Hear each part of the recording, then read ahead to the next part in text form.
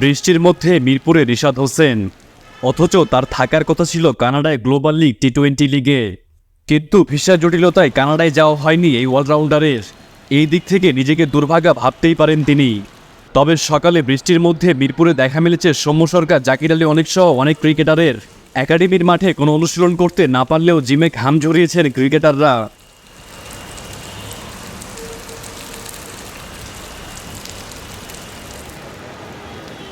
22 July global টি-20 মাতাতে যাওয়ার কথা ছিল রিশাদের, তবে তা হয়ে ওঠেনি। তাই বৃহস্পতিবার বৃষ্টির মধ্যে দেখা মিলল এই ক্রিকেটারের। প্রথমে দেখা গিয়েছে ফজলে রাব্বির সাথে একাডেমি ভবন থেকে বের হলেন, তারপরে কিছুক্ষণ পরে ট্রলি ব্যাগ নিয়ে আবার একাডেমি ভবনের দিকে যান এই অলরাউন্ডার। এই দিন নিজ গাড়িতে করে মিরপুর একাডেমি ভবনে আসেন জাকির আলী অনেক। ভারী বর্ষণের মধ্যে গাড়ি থেকে নামতে কিছু দেরি করেন, তারপরে কোনো উপায় না দেখে গাড়ি থেকে নেমে একাডেমি ভবনের দিকে চলে যান এই কিপার ব্যাটার। বৃষ্টির মধ্যে সৌম্য সরকারকেও দেখা গিয়েছে মিরপুরে। একাডেমি ভবন থেকে বের হয়ে নিজ উদ্দেশ্যে রওনা দেন এই ক্রিকেটারও। এই দিন তানভীর ইসলামও নিজে ড্রাইভ করে প্রথমে মিরপুর একাডেমি ভবনের দিকে আসেন, তারপরে হাতের ইশারা করে একজন সিকিউরিটি গার্ডকে ডাকেন।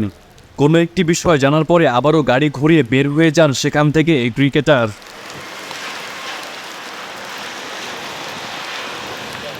এইসব ক্রিকেটারদের পরে আলাউদ্দিন বাবুকেও দেখা গেছে কাঁধে ব্যাগ নিয়ে জিমের দিকে যেতে।